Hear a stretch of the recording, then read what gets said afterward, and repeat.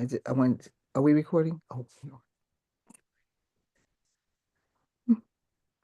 I think it's recording now. Yeah. Well,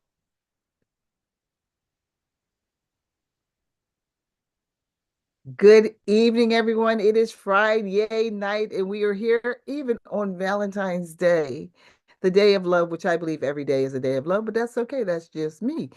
I just wanted to welcome you to Doctor's Orders, and thank you all for being here this evening. We are a part of a healthy living community. For those who may not know, and it might be their first time joining us, that we're a part of a healthy living community known as the Juice Plus community. Juice Plus was the company that introduced smoke detectors back in 1970. Then we moved into air filtration and water filtration. And then in 1993, with the divine connection between Dr. Smokey Centillo and the Juice Plus crew, Juice Plus was born. And we've been in this vineyard plowing away, sharing good stuff, good life, using our products. So I'm going to turn it over to my buddy, who I call my personal Dr. Google. Her name is Dr. I'm sorry, see, I call her Doctor, but he is Coach Carla Joy, the transformation coach. Carla, the floor is yours. Thank you so much. I'm really excited to be here. And I'm so glad that all of you are also here with me today. So, um, welcome. Welcome to Doctor's Orders. And as my dear buddy and the hostess with the mostest, the nutrition boss, Ruth Presley, said, we're here even on the love day. So lots of love and hearts to everyone. And speaking of hearts, this journey is a passion project for all of us that are here. There are several people who are joining us this evening, and we are all here because we want on a consistent basis to learn more about what we could do to support health for ourselves and for others. This evening, we're going to talk about the 4 powerful ways to fight breast cancer, and we'll be looking at some of the work of Dr. Christy Funk, who is a breast surgeon, and she's the author of the book um, Breast, the Owner's Manual. And her website, her organization is letsbeatcancer.org. And she did a presentation with the Physicians Committee for Responsible Medicine, where she was interviewed by Chuck Carroll, known as the Weight Loss King. And they talked about 4 powerful ways to beat breast cancer. Now, before I go on, I want to share with you a little bit of why I'm so passionate about this process. You see, when I was a little girl, my mother and her father both died of gender specific cancers in the same year. And then my father and his brother both died from complications of cardiovascular disease. And my uncle and my other grandmother both died of complications of type 1 and type 2 diabetes. And a cousin and another grandfather died of complications of autoimmune conditions. So, as you can see, I felt like I had won the bad genes lottery. And I'm really passionate about it because when I got a diagnosis of high blood pressure, high cholesterol, and prediabetes, I was in medical training and I realized that that meant that all of those genes, all of my genetic history had been funneling into me, and I was now at risk. But I had never met anyone who recovered from the 15 most common causes of death and disability that we see here in the United States. So I got to tell you, I panicked and then I prayed. I took a leap of faith and prayed that I could find a way to turn my health self and my health around.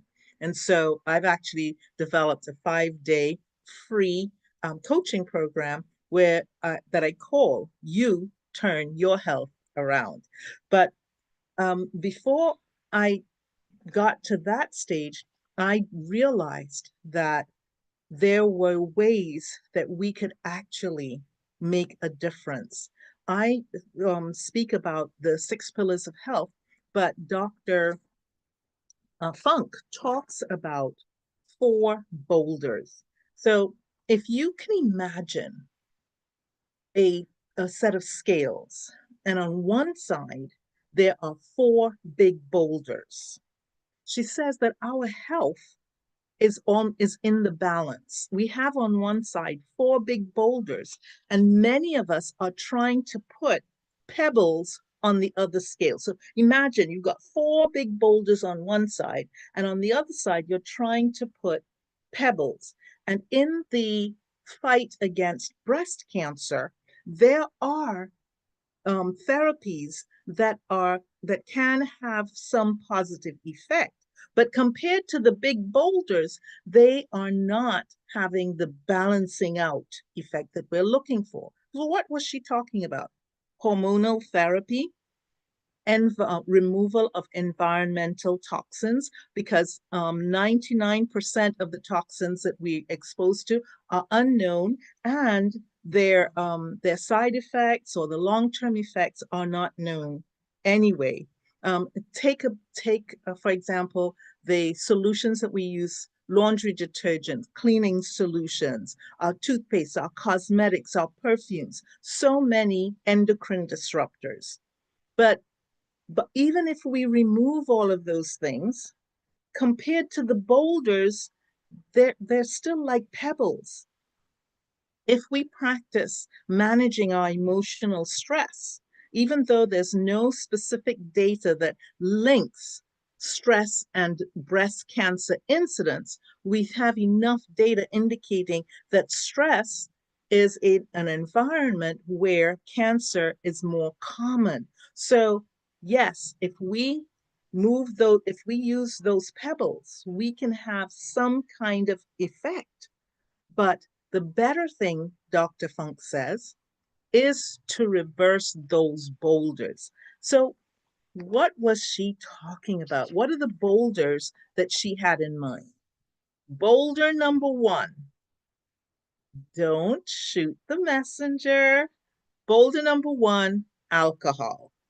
So, her comment was, excuse me, just the bottom line is the amount of alcohol you expose your body to is proportional to the amount of cancer risk you expose your body to. She said that 80% of breast cancer is triggered or associated with higher estrogen. Well, guess what alcohol does? It increases the amount of estrogen in our bloodstream. Alcohol also produces an increase in a compound called acetaldehyde, and that's associated with an increased risk of cancer. It reduces the immune function, so the immune cells can't destroy the cancer cells, and it inactivates the and folic acid pathway that protects the DNA. So alcohol definitely impacts our ability to fight cancer. So she was saying that there's a review of research that suggests that maybe a little bit of alcohol doesn't do much harm. But there was a problem with some of the studies. Some of the people who said that they don't drink alcohol were saying they don't drink alcohol anymore.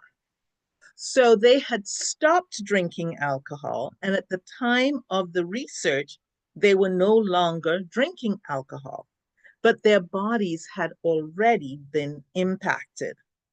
And then some who said they were not drinking alcohol only drank alcohol periodically, once a month or something like that. So they were still being exposed to alcohol, even though they were on the non-drinker side of the data. So in 2017, when the research was revisited, they looked at the data and they started pulling out the people who were actually ex-drinkers and those who were saying that they were non-drinkers but were periodically exposed to alcohol. all the biases, they tried to remove them, and there was a one-to-one correlation. And so you're saying, well, what is a drink? If you use, I think the NIH definition, a drink is 5 ounces of wine, equivalent to 12 ounces of beer, equivalent to 1.5 ounces of hard liquor. And the data shows that if you have one drink of alcohol a day, you increase your risk of breast cancer, premenopausal risk of breast cancer by 7%, postmenopausal by 13%. 2 drinks a day, you increase the risk of premenopausal cancer by 14%, postmenopausal increase in cancer risk by 26%. And then there's the question of red wine. So, what is it about red wine that many people feel is worth taking the risk of having the alcohol? Well, there are compounds in red wine. We've heard of resveratrol and phenols and flavonoids. All of these in labs reduce the cancer cellular components, and they reduce the amount of an enzyme called aromatase, which is found in fat cells, that would produce more estrogens. But the reality is, instead of drinking the wine, you can actually use blueberries, red grapes with seeds and skin, and you can get all the resveratrol and phenols and flavonoids that you need. The folates from the green leafy vegetables and from the berries, all of these you can get. And so you don't have to expose yourself to the alcohol to get these benefits. And they also did the nurses' health study, and that showed the amazing results. So, if you wish to take alcohol, just keep in mind that you are exposing yourself and your liver to an increased risk of cancer, but also breast cancer, you're increasing the risk. All of the anti-cancer components can be found in berries and other fruit and vegetables. So, boulder number 1, drinking alcohol. If we take that off, we are at less risk. We reduce the risk of getting breast cancer. Boulder number 2, obesity. And I know this is a sensitive subject for all of us, because how we look at our bodies, how we feel about our bodies, how we feel about how other people see our bodies is really very important to us. But one of the tools that we can use is BMI, the body mass index. Now, if you can Google BMI, you can find a body mass index calculator. You can put in your weight, you can put in your height, weight in pounds, height in inches, and it will multiply the height in inches. Um, it'll square the height in inches and multiply it by 703 and give you a number. Now, is it perfect? No, it isn't, but none of us is perfect, but it's a guide. And if we use that guide, it can tell us if we're going in the right direction or if we're going in the wrong direction. Think of it as GPS. GPS is not perfect, but at least it can get you moving in the right direction. So, a BMI of 18.5 to 24.9 is considered normal. A BMI of 25 to 29.9 is considered overweight. A BMI of greater than 30 is considered obese, and a BMI of greater than 40 is considered morbidly obese. Why is this of any importance when it comes to breast cancer? I'm glad you asked. According to Dr. Funk, The best BMI would be to be in the range of 21 to 22. That would be optimal. And so it's something that we can now aspire to. So I'm going to write 21 to 22 on my wall, and I'm going to put stars all around it and some music notes all around it. So I'm like, that's my target. Okay. So, but what does it mean when we think about the boulder of overweight and obesity? Remember, Dr. Funk told us that 80% of breast cancers are fueled by estrogen. So, estrogen goes up um, after of estrogen going up after menopause, because at menopause, you would assume that the estrogen should go down. But if it's going up after menopause, that means you are increasing your cancer risk. Well, where's this estrogen coming from? I'm glad you asked. There are fat cells in our body. Now, we have fat cells under our skin, subcutaneous fat, but the fat that they're really worried about is abdominal fat, visceral fat. And the visceral fat produces a hormone called, or contains an enzyme called aromatase. Now, aromatase can attract hormones or um, things like cholesterol and convert cholesterol like substances into estrogen. So the fat that we're walking around with, it may make us feel comfortable and happy, but it's not just quietly sitting there. It's actually actively producing estrogen. We can also get estrogen from our food. I know. Well, where? Animal products can contain hormones.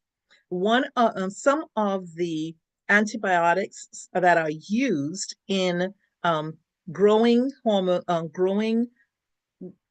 animals can often have a hormone effect. And dairy products all have high estrogen because the dairy products are when the cows are producing animals and producing milk. They're producing the milk to feed the calves that they birthed. And so they're high in estrogen. That estrogen is stored in the muscle of the animals. And it's also concentrated in the milk. And then if they use 10 pounds of milk to make 1 pound of cheese, the estrogen in the milk is concentrated into the cheese. So dairy products, especially animal products in general, but dairy products especially, increase our exposure to estrogen. And of course, you can also get estrogen from prescriptions, hormone replacement, or other prescriptions that are used that have an estrogenic effect. But what about plant-based estrogens? Um, the plant-based estrogens are similar to estrogen, but what they tend to do is they tend to block estrogen receptors on our cells. And so if you're eating plant materials that has been described as having phytoestrogens, those are actually protective. And she gave a long talk on the role of soy and how it was protective, but we'll talk about that in a little bit. Now, it's a complicated connection between obesity and cancer. But what she found, based on the research, is if between the time we were teenagers or just coming out of our teens and where we are now, if we've gained 8 to 13 pounds, then we've already increased our cancer risk by 25%. If we've gained 14 to 29 pounds, we increase our cancer risk by 60%. And if from our teenage weight to where we are now, we've gained more than 30 pounds, we have doubled our cancer risk. And she said it was about 90%. But what about estrogen negative cancers. She said that even the estrogen negative cancers are increased during proportional to the weight gain. So she referred to many studies. I tried to take down the references, but we won't have time to go over them right now. But when we're talking about breast cancer, um, if you've got like a 22-pound increase, that there's a 42% increase in postmenopausal cancer. Um, so what is it that is causing all of this? She spoke about estrogen, and she spoke about something called leptins. She spoke about chronic inflammation, and she spoke about insulin. All of these are involved in being overweight. We're producing the estrogen. We already talked about the aromatase enzyme that's in the fat cells. Leptin um, impacts the receptors on the surface, and that causes a triggering and a multiplying and a metastasis of cancer cells. The fat cells are also involved in chronic inflammation. And so the immune cells called macrophages, they produce lots of pro-inflammatory markers that reduce the immune response and changes the effect. Even if a person is getting a drug like tamoxifen in an attempt to protect them from cancer, this chronic inflammation reduces the effectiveness of the chemotherapy. And then she spoke about insulin. She said that the greater the BMI, the greater the concentration of insulin floating around in the blood. That insulin is extremely pro-inflammatory. It increases the amount of different pro-inflammatory factors. It increases the aromatase enzymes. It increases the growth of cancer cells. It decreases the binders that the body needs to protect itself. It stops cell death, a process called apoptosis, and it increases the amount of blood supply that can go to cancer cells. Like any other cells, cancer cells need a blood supply. The good news is, if we lose the weight, we lose the risk.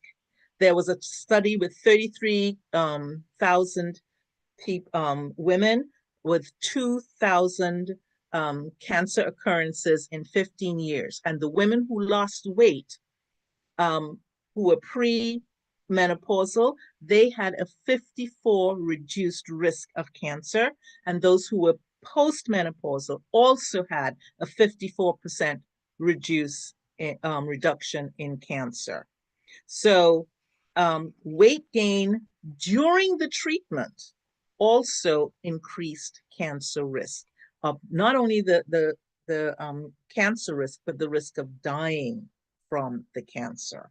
So that is boulder number 2. That is being overweight or obese. So it is really, really important that we remove that boulder, because that will help us balance our risk. What is the third boulder that she spoke about? The third boulder is being sedentary, not exercising. So why is this important? And it's because being sedentary increases estrogen, increases weight loss, exercise decreases estrogen, increases weight loss, reduces inflammation, and increases the effectiveness of immune cells. So, how much exercise? According to Dr. Funk and her review of the research, Just 11 minutes of motion a day can reduce your cancer risk by 20%. And if you are really serious about reducing your cancer risk, 3 to 4 hours of exercise, moderate to vigorous exercise a week, would reduce your cancer risk by 30 to 40%. You can understand why I know I have to get back in the gym, because my mother and her father both died of cancer. And if you do more than 4 hours a week, you can reduce your cancer risk by 57%. And it's cumulative.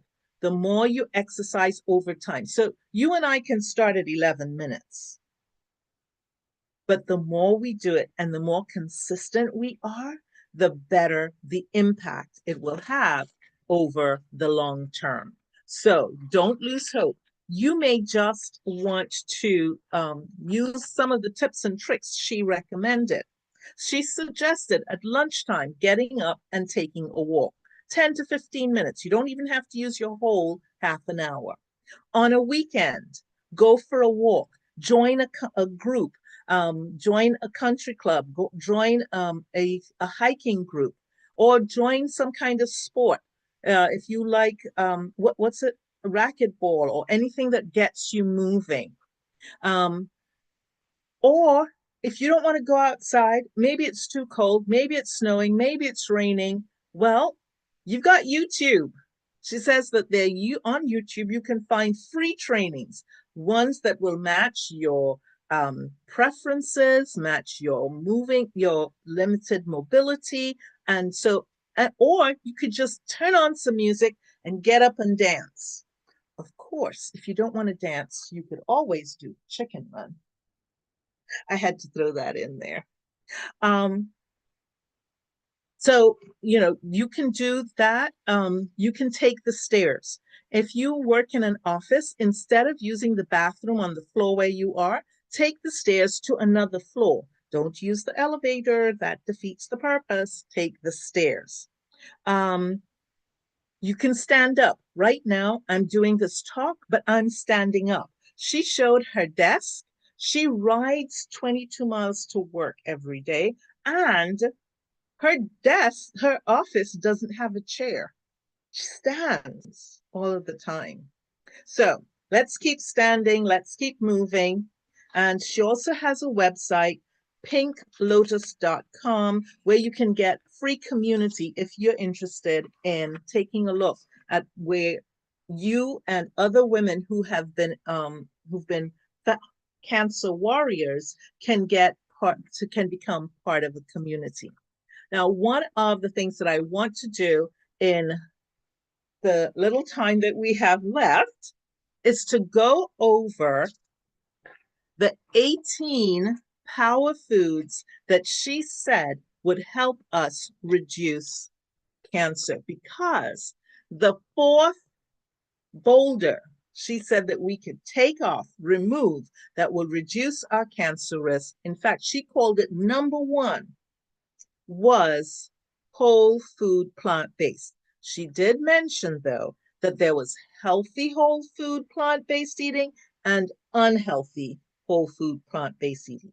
Now, I'm not pointing fingers, but Twizzlers might be plant-based, but it's not healthy whole food. Doritos, they're out. You know that those used to be my drug of choice, but they're out. Okay? So you want a healthy whole food plant-based. So a whole food plant-based eating plan is one where 90% of your calories come from whole plants. You can cook some of them, but it's minimally processed. There's no added oils. There's no dairy included. We already spoke about that. And it's going to be high in fiber, which she mentions, and low in fat, and water would be your main drink. So let's jump into the 18. I hope you have pencils at the ready so that you can just write down each one. I'm going to talk a little bit more about each one, but the first one, number one, she said, was soy. She said that for 18 years, as a female medical practitioner who dealt with cancer patients, she told them to leave soy alone. But she had to write a book, Breasts, the owner's manual. So she had to go to the research and do the reading to find out, well, what is the data that supports her position? To her shock, surprise, and chagrin, she discovered that she had been wrong all along, and she apologized. So, soy, apparently, we have two receptors, alpha and beta, for estrogen. And soy is not just no causing no harm. In fact, there's no data, no valid data that shows that soy is harmful, but it is also cancer protective. Um, the fat cells that contain the aromatase, the soy isoflavones, the compounds in the soy, they shut it down. Soy shuts down aromatase. So all the hormones or the hormone-like substances from the adrenal gland, the steroids that would normally be turned into estrogen, they're not turned into estrogen. So it actually works like the drug tamoxifen, and it reduces the effect. So it does have, there might be some triggering effect, but the biggest effect of soy is anti-cancer. There were several studies that show that she quoted that soy has not only do the isoflavones, but it also has other compounds that are anti-cancer, anti-blood vessel production, and anti-inflammatory. So one study showed Shanghai women 59% reduced cancer, premenopausal breast cancer risk. American Asian women who grew up with just 1.5 servings of soy per week had a 58% lower risk of cancer as adults. And Koreans who had the BRCA gene mutation, they had a 43% lower risk of cancer if they were taking soy. They also had multi-ethnic. One of the reasons she loved some of these studies is because they included African American women. And she showed, they showed that the people who drank the most milk versus the people who drank the least dairy milk, that those with the most milk had a 32 or 50% higher breast cancer risk and occurrence than those who drank the least. It also shows that those who drank took soy, they had a reduced all-cause mortality, reduced estrogen positive cancer, and reduced estrogen negative cancer, both incidence and mortality. She quoted a lot of studies because there's been so much confusion. Even herself as a physician treating women with breast cancer, she had the wrong information until she did the reading herself. The second superfood is leafy greens, the cruciferous vegetables: kale, cauliflower, arugula, bok choy, cabbage, broccoli. Did I say broccoli? Things like that. And we've heard of the compound sulforaphane that actually seeks out cancer stem cells and causes them to die. Now, one of the reasons why chemotherapy is not as successful as it could be is that chemotherapy is like a shotgun approach. You take these drugs and they attack anything that's rapidly dividing. And some cancers, in the cancer, when by the time you can diagnose it and find it, it's beginning to rapidly divide. But so are our hair follicles, so is our skin, so are nails, so is our gut. So all of those rapidly dividing cells, they will be targeted by the chemotherapy. So it's not just the tumors. And even if it is effective against the tumors, the stem cells are not being affected because the stem cells divide very slowly. And so you can have women who get treated and who have no apparent signs of cancer, but their cancer stem cells are still there. So that 5, 10, or even 20 years later, those cancer stem cells have divided enough so that they can be identified and can be diagnosed. You can actually find them. Dr.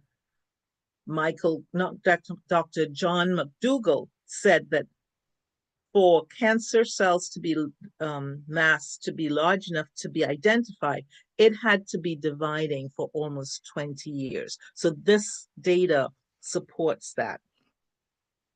By the way, she said that broccoli sprouts has 100 times more of the sulforaphane than regular broccoli. Guess where we can find broccoli sprouts? Who has the complete shakes? Okay, I see those hands.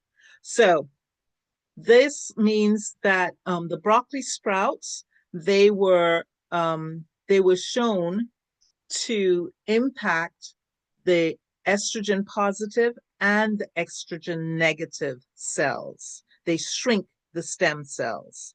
And how much broccoli broccoli sprouts do you need?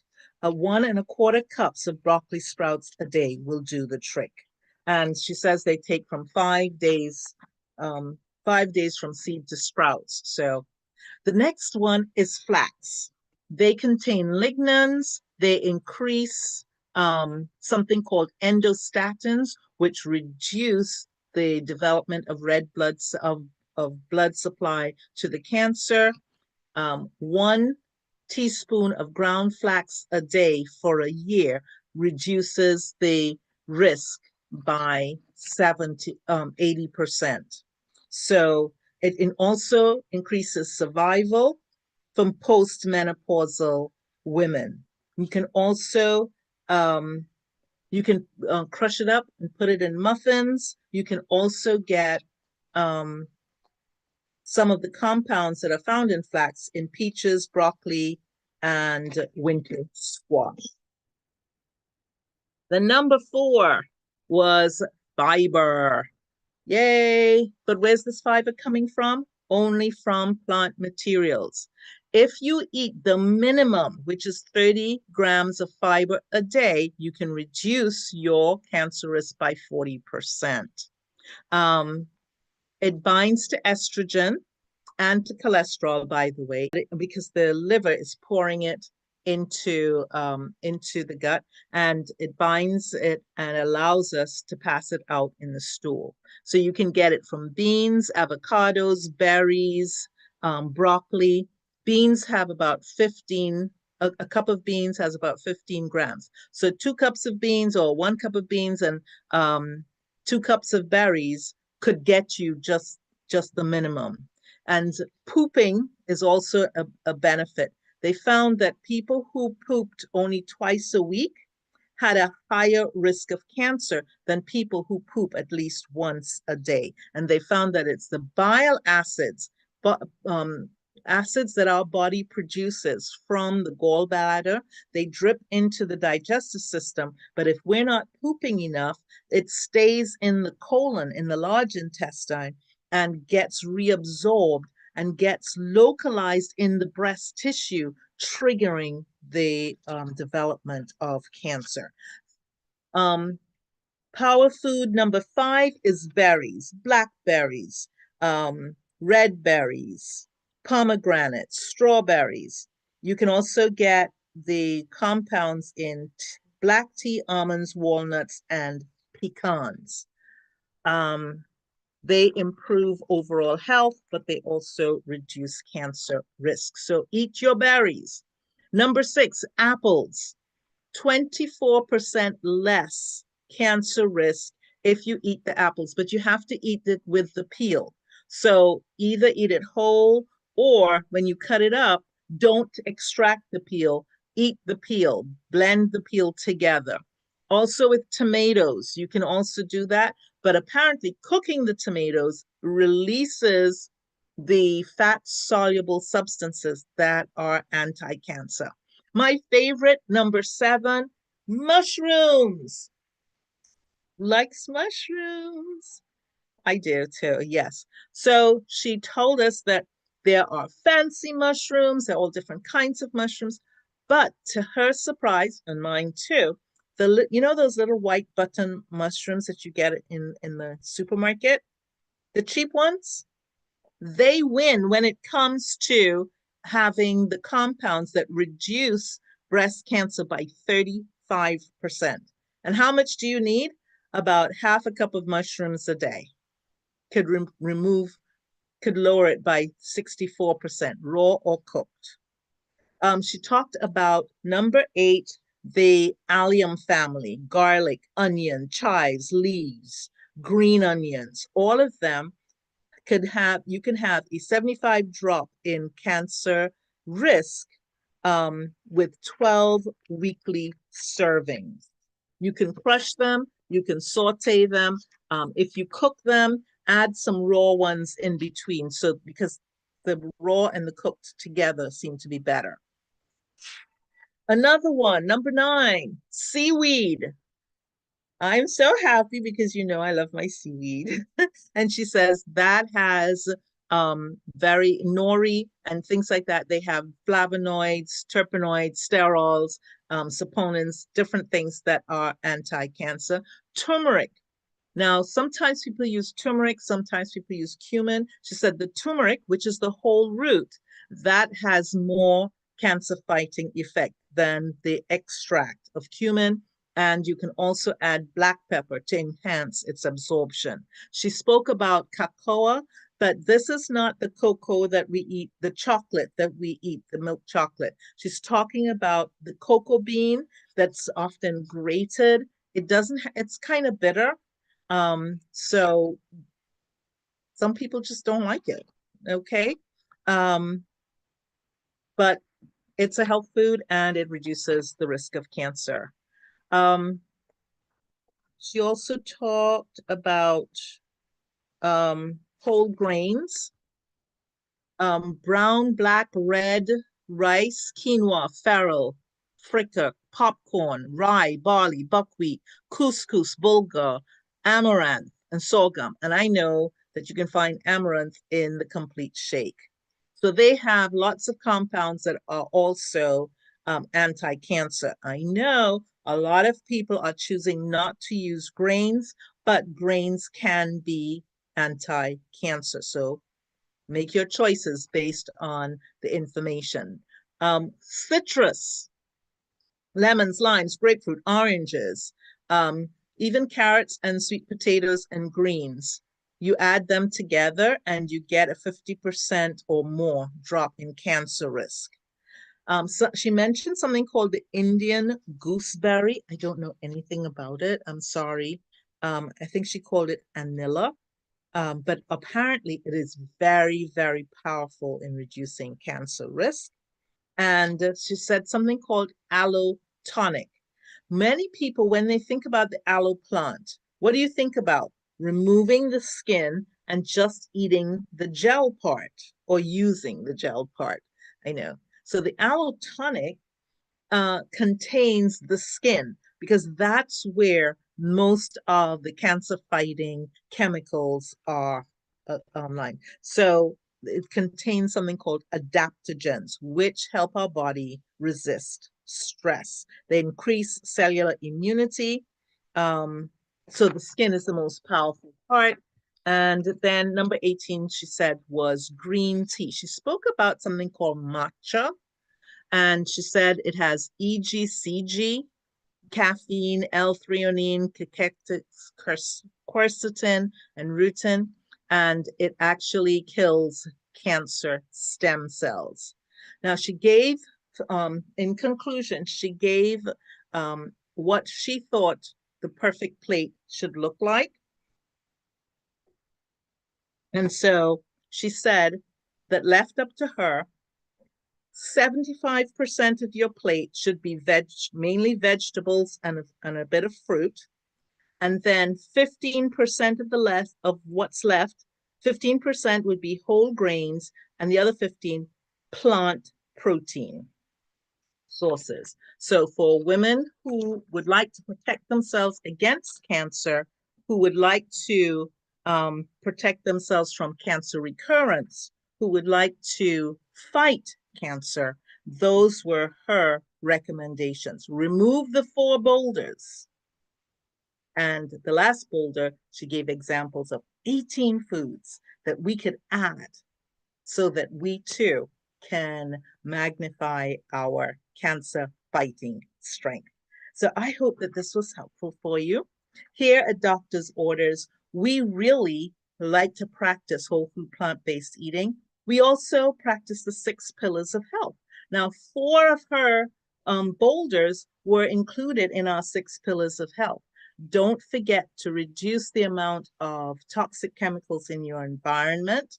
Take a look at what you're using to clean and try to use things that are more earth and body friendly. Things with perfumes, she reiterated, they probably have chemicals that are harming our bodies. They probably have the effect of being endocrine disruptors. And de-stress and detox your environment, get some rest.